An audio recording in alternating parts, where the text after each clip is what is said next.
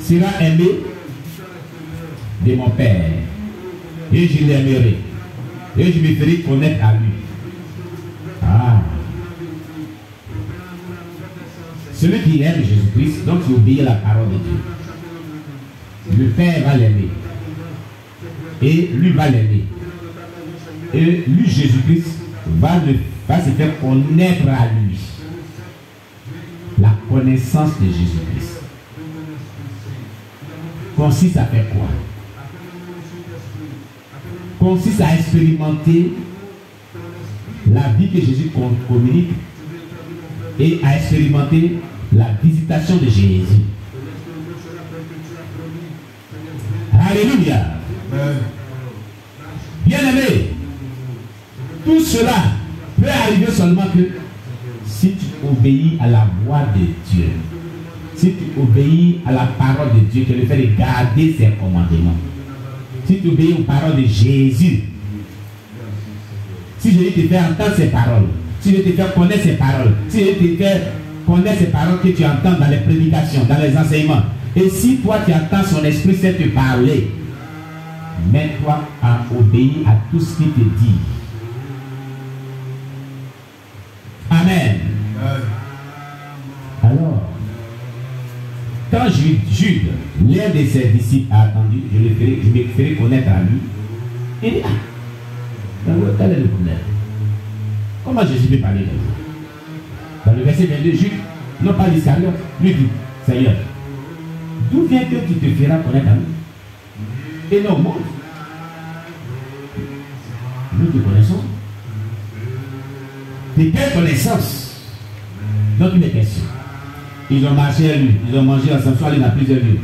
Ils le connaissent sur le plan physique, sur le plan charnel. Mais la connaissance dont Jésus parle ici, c'est la connaissance spirituelle de sa personnalité, de sa puissance, de son miracle, de son autorité, de sa victoire, de tout ce qu'il fait sur le plan spirituel, et de la connaissance de quoi te révéler les choses cachées, la connaissance de quoi te déployer sa puissante action, afin que tu triomphes de tes Dieu. Donc Jésus est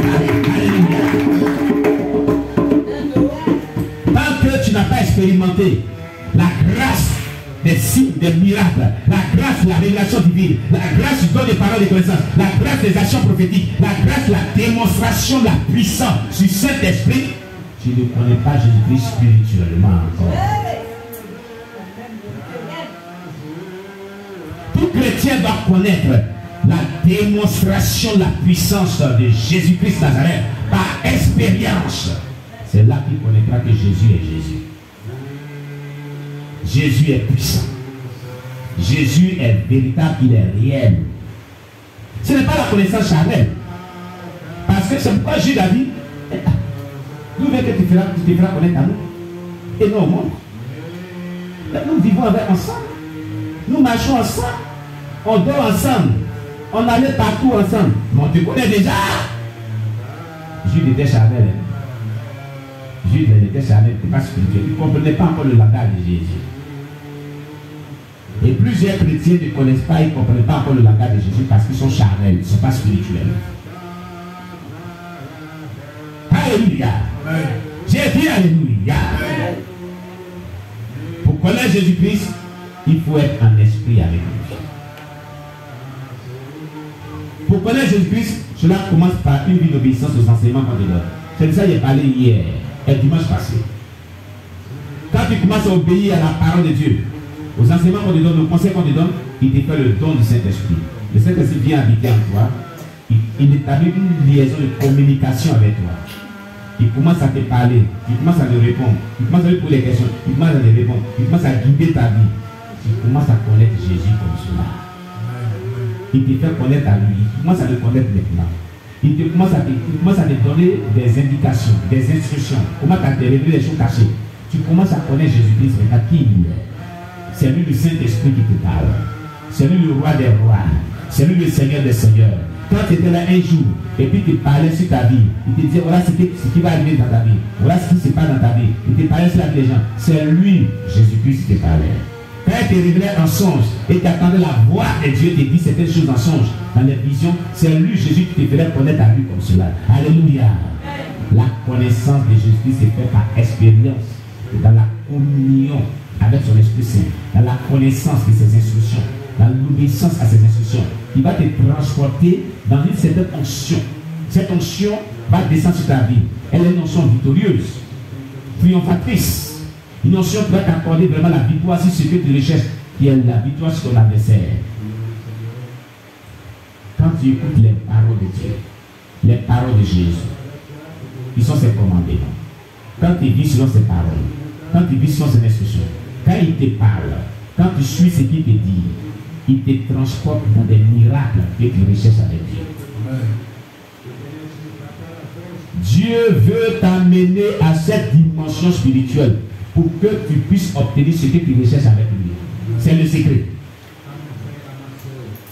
C'est le secret. Alléluia. Longtemps tu vas être guéri parce que tu es malade. Longtemps tu vas être béni parce que tu souffres. Longtemps tu veux que la situation qui prévaut dans ta vie puisse être résolue. Écoute-moi bien aimé. Il va falloir entendre la voix de Dieu. Il va falloir marcher selon la voix de Dieu. Il va falloir développer une relation de communion avec le Saint-Esprit pour que Jésus puisse te faire connaître à lui. Si Dieu te parle par son Esprit Saint, il te communique ses paroles. Et quand tu lui parles, il te répond. Est-ce que tu peux pas lui poser la question de savoir, mais le problème que j'ai là, qu'est-ce que je dois faire pour que tu puisses le résoudre? Tu ne peux pas lui poser cette question. Hein?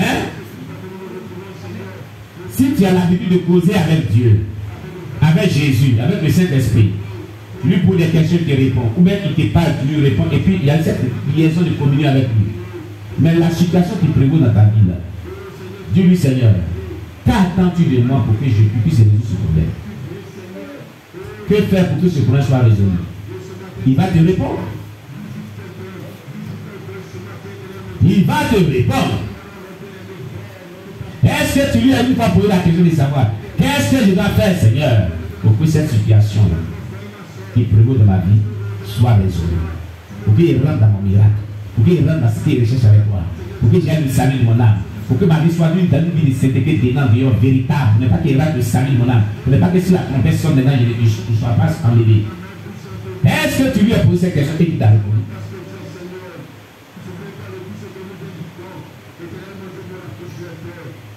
Merci Saint-Esprit. Alléluia. Tu as vu? Les paroles de Dieu, les paroles de Jésus-Christ sont des paroles pleines d'onction, pleines d'autorité, pleines de pouvoir. Quand on les suit, elles nous transportent dans ce qu'on recherche avec Dieu. Elles nous fait arriver dans ce qu'on recherche avec Dieu. Le temps est arrivé où tu connais l'élévation sur toi, Dieu te donne ce message.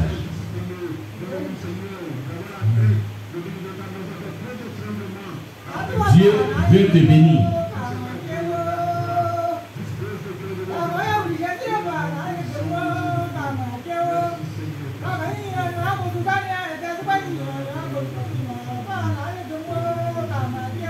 Amen. Amen, maman. Amen. Acclamez le Seigneur.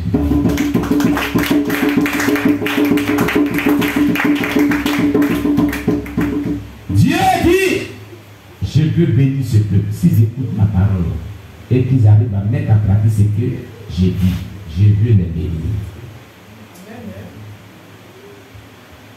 Il dit, je veux les faire vivre ma puissance. Je veux qu'ils connaissent mon autorité, ma puissance. L'autorité de Jésus, sa puissance se trouve dans ce principe de vie. Entendre la voix de Dieu, les paroles de Dieu, vivre selon les paroles de Dieu, qui transporte à une autorité spirituelle puissante, une domination sur les yeux des ténèbres, une victoire sur tes ennemis. C'est le secret.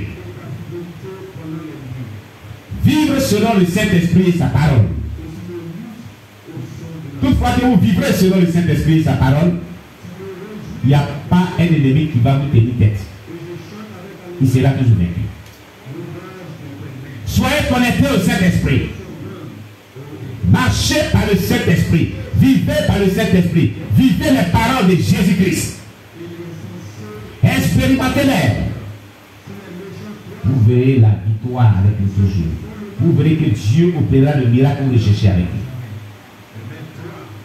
Dans ce passage, voilà ce que Jésus nous dit. Il dit, dans le verset 23, Jésus lui répondit, si quelqu'un m'aime, il gardera ma parole, et mon Père l'aimera. Nous viendrons à lui, et nous ferons notre demeure chez lui. Vous l'avez vu? Quand tu obéis à la parole de Dieu, Jésus-Christ dit son Père t'aime. Et lui aussi il va t'aimer. Mais pas seulement cela. Pas seulement cela. Lui et son Père vont venir, ils vont faire leur demeure en toi. C'est-à-dire leur maison en toi. Et ils resteront en toi pour toujours. Et si Jésus est en toi, le Père en toi, là où Jésus est, un démon perd là. Un démon perd là. Les démons fuient de ta vie. La gloire de Dieu sera là. La puissance de Dieu sera là. Là où Jésus est, il n'y a pas de malédiction. Là où Jésus est, il n'y a pas d'échec. Là où Jésus est, il n'y a pas de chômage. Là où Jésus est, il n'y a pas de silence des eaux. Là où Jésus est, il n'y a pas de sorcellerie. Là où Jésus est, il n'y a pas d'accoutrement. Là où Jésus est, il n'y a pas de maladie. Là où Jésus est, il n'y a pas de signe de mort. Là où Jésus est, c'est le miracle. Là où Jésus est, c'est la victoire. Là où Jésus est, c'est la grâce et la gloire de Dieu. Alléluia. Alléluia. Alléluia. J'ai dit alléluia.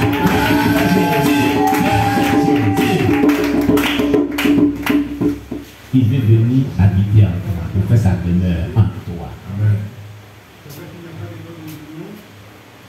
Gloire à Jésus-Christ.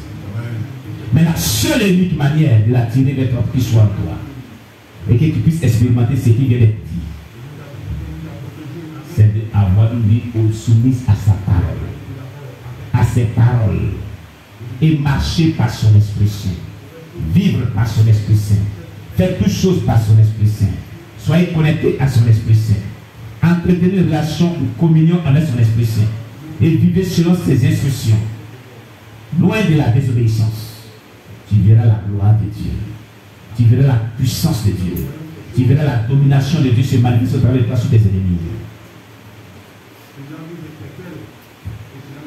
Et tu seras plus que vainqueur pour toujours. Tu seras sauvé. Quand tu parleras de la part de Jésus-Christ, l'onction de Dieu saisira le cœur des gens et ils accepteront le Seigneur sans effort. Ils se donneront au Seigneur. Ils te suivront à l'église. Ils seront disposés à t'écouter.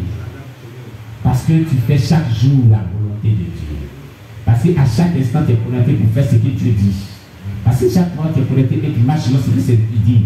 Donc, sa grâce. C'est comme si sa personne est en toi et sa personne fait l'œuvre en toi. Sa personne vit au travers de toi. Il n'y a plus là d'obstacle à quoi que ce soit que tu vas faire. Tu es transporté dans une onction de miracle. Tu es transporté dans une onction de salut. Tu es transporté dans ce qui amène à l'existence ce qui n'existe pas. Au nom de Jésus. C'est la haute onction du miracle.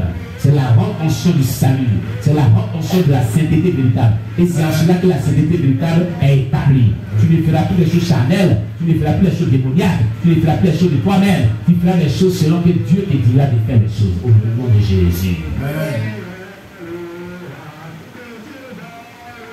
Alléluia. Voilà ce que Dieu attend de toi. Oh, si ce peuple-là pouvait vraiment vivre cette expérience. Si tu arrives à vivre cette expérience, tu rentres dans l'éternité de la gloire de Dieu. Tu rentres dans la victoire. Tu rentres dans tout ce qui est impossible à ta vie. Le verset 24, il va parler de quelque chose de très important. Jésus nous dit dans le verset 24, celui qui m'aime, celui qui ne m'aime pas, ne garde point mes paroles. Vous avez vu?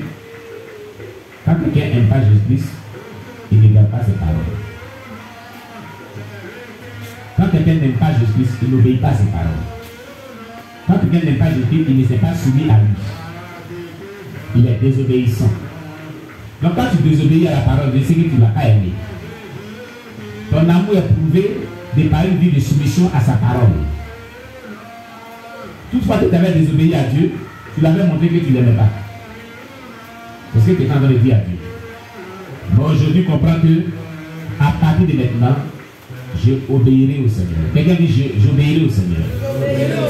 Je prends l'engagement de ne plus désobéir à Dieu.